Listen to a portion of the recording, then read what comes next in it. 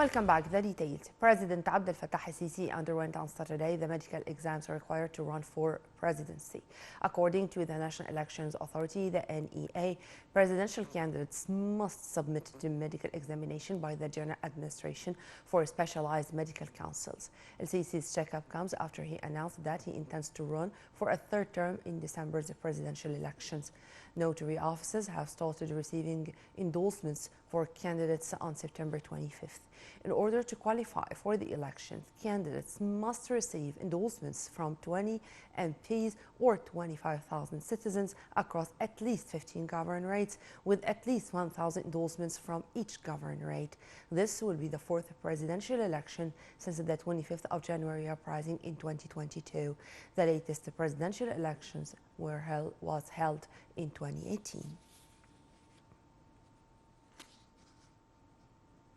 On behalf of President Abdel Fattah al-Sisi, Prime Minister Dr. Mustafa Madbouli participated in a ceremony of launching ISCO Year for Youth, organized by the Organization of Islamic Education, Scientific and Cultural Organization in cooperation with the Ministry of Higher Education and Scientific Research in the new administrative capital. We have more details in the coming report.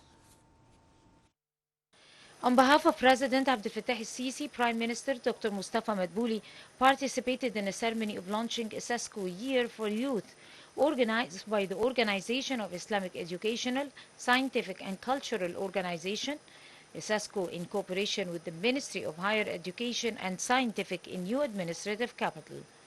The ceremony is attended by a number of ministers of Islamic countries, ambassadors and head of authorities and organizations. Minister of Higher Education and Scientific Research Ayman Ashur said the celebration includes a number of important files. Among them is ISCO's vision in the field of building capabilities of youth in Islamic world, in addition to efforts by Egyptian state in supporting and empowering youth in the era of President al-Sisi. Prime Minister Mustafa Madbouli stressed that President al-Sisi put issues of youth on top priority. Addressing the ceremony for launching ISCO's Year, Madbouli referred that the President is always keen on showing his great appreciation to youth's role in developmental renaissance that is happening currently in Egypt and his keenness on merging them in political and economic social fields. Madbouli also underscored all political leaders' commitment to support youth and provide them with all what they need to build themselves and be able to face the future and participate actively in building the society of humanity, justice, solidarity, and sustainability.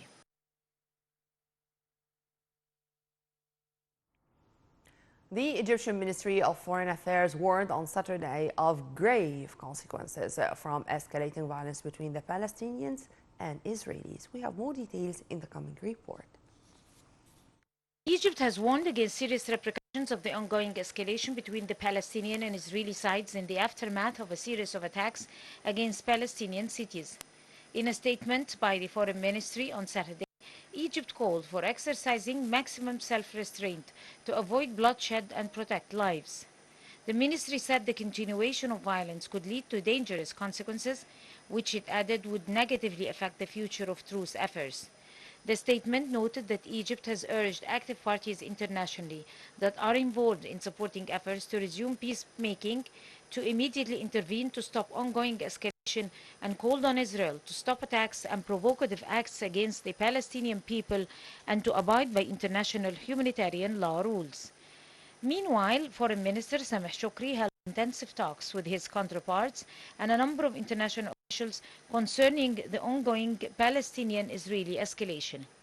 In this context, Shoukry held a phone call on High Representative of the European Union for Foreign Affairs and Security Policy, Joseph Borrell, warning of grave consequences from the escalation. The Foreign Minister underlined the importance of exercising maximum restraint and avoiding exposing civilians to further danger.